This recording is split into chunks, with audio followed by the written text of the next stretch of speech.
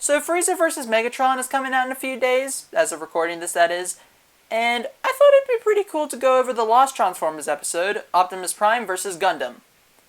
Now, as many of you know, I'm a pretty big Transformers fan. Hell, I made a movie review for Rise of the Beast, and I didn't even do that for the Mario movie, which is my favorite movie of 2023. So yeah, I'm a pretty big fan. So in honor of Friezatron, how about we look through this episode of Megatron's Rival to see how it will stack up with Friezatron when that comes out eventually. Starting off with the analysis, they're actually pretty good. I quite like Optimus's. It brings up a lot of his weapons that I didn't even know were part of G1 when I first watched this episode back in 2018, like the Energon swords. I always thought those were a Bayverse exclusive. I like the emphasis they put on the Matrix, that's pretty cool. Wiz talking about the sparks of the Transformers is neat, and the editing is really good for a Season 5 episode. Special shout out to the refinery explosion feat, that part genuinely feels like it comes from the more modern seasons with how well it's edited. And Boomstick's voice fading out really sells the whole space feel to it. It's really good stuff.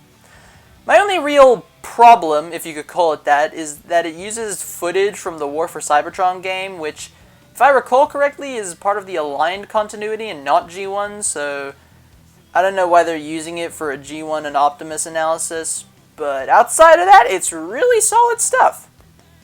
Amuro's analysis is also pretty good. I really like how they cover his story, the arsenal of the Gundam, and its feats. They also covered Amuro's new type powers, and I have no idea how to feel about the way they covered them. I also really like how Amuro's analysis ended with Wiz's speech about how the Gundam would always stand up, dispel the fear, and fly. That is a really touching way to end the analysis, and I love it.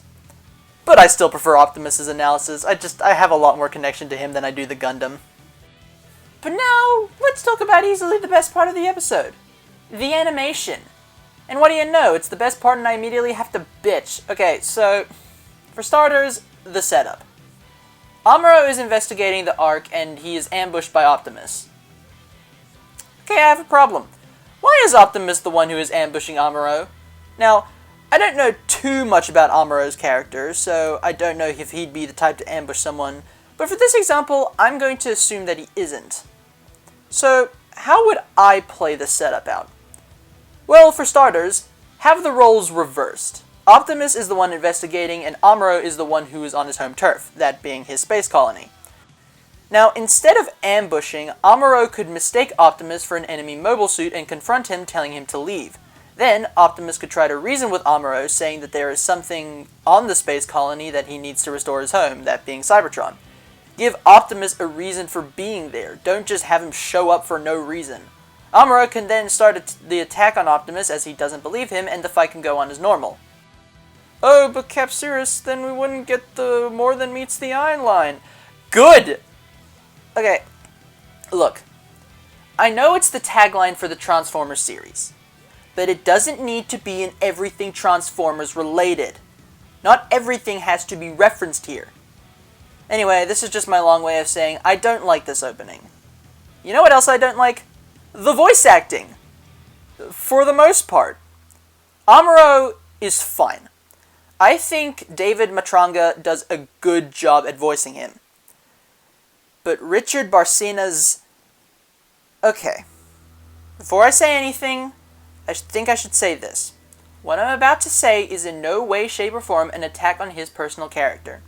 I'm sure that he's a great person in real life, and I'm glad that he got a second chance with Hulk vs. Broly, as I think he did really good in that episode.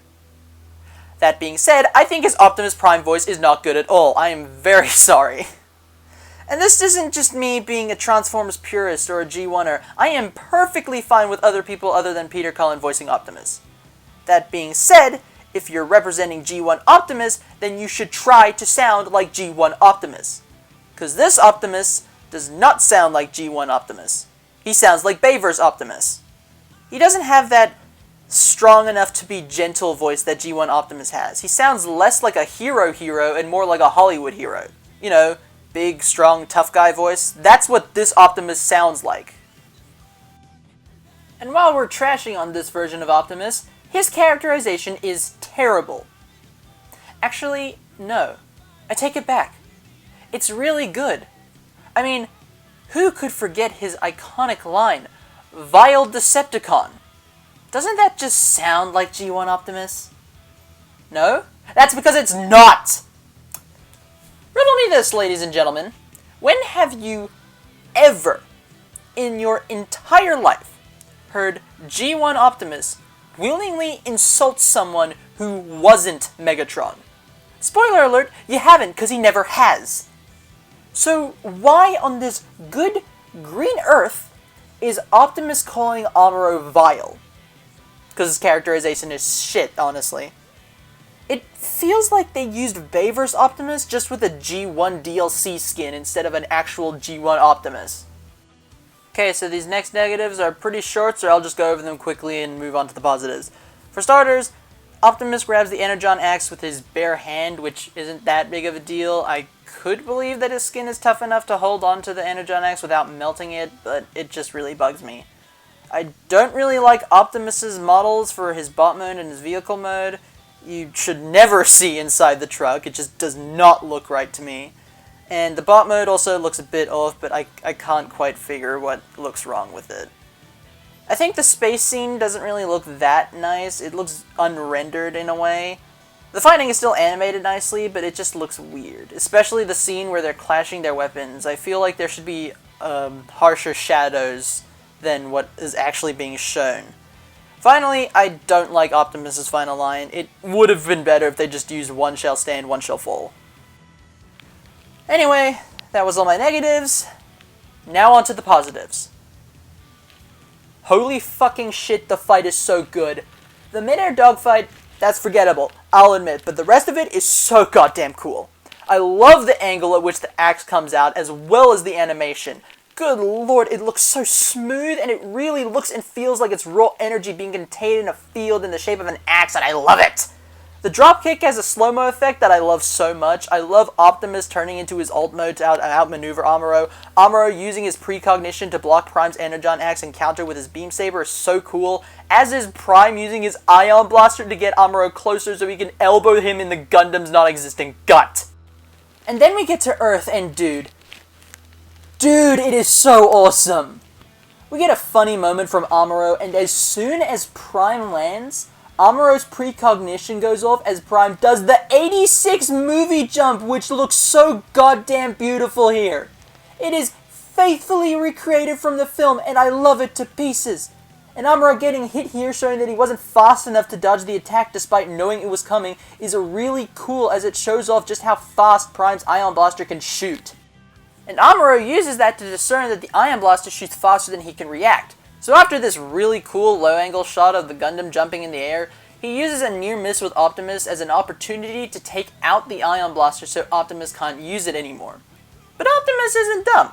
After Amuro slices the Ion Blaster, Optimus uses that to start wailing on the Gundam. And after he tosses it aside like an old paperweight, Prime grabs the Gundam by the face, dragging its head into the dirt and finishing it off with an axe kick using the wheels on his legs to grind the face of the Gundam into paste. Who storyboarded this scene? Because I want to personally give you a gift basket with all the nicest things in it for that scene alone. And how long is that scene? 20 seconds. They did all of that in 20 seconds without making it feel rushed or forced in. I commend everyone who worked on this animation. They did a great job. Oh man, and the final part before the death where Amuro very narrowly dodges an axe swing from Prime to the point where sparks flew off the Gundam's chassis, showing that Amuro was just that close to being finished off, is so cool. And it's definitely helped by the use of the slow motion. Yeah, the death is weak, but man, I don't care. This fight was awesome. The fight choreography was godlike, the effects for the energy weapons was really good, and the hand-drawn stuff with Amuro was also really well made, like, surprisingly so. And you know what? The post-analysis is also good. I mean, it has to be. It starts out with Boomstick singing The Touch by Stan Bush, and that's just peak fiction right there. I really like how in-depth they go here, especially with Amuro's nuke feed. And they even bring up how the Matrix is just busted. The good stuff all around. So yeah, this episode is awesome. aside from a few issues I brought up, like the voice acting, the characterization, etc., I still really like this episode, especially the track. My god, Wings of Iron is an absolute banger and a contender for my favorite track of the entire series, so yeah. With that in mind, this episode is like a low 9 out of 10 for me personally. Yes, it still has a lot of issues and they are very bad, but in my opinion, the good stuff outweigh the bad tenfold. Anyway, what do you think? Do you agree? Do you disagree? Leave your thoughts in the comments below. And while you're at it, hit that like button as well as the subscribe button, and ring the bell if you want to see more of my videos. Follow me on my socials, in both Instagram and Twitter. Both of those will be in the description below. Now, if you'll excuse me, I'm gonna go continue to look for a Legacy Evolution Voyager Class Tarn that isn't the price of a PS5 game. I'll see you later, Cap Nation, when Frieza vs. Megatron comes out. Bye-bye!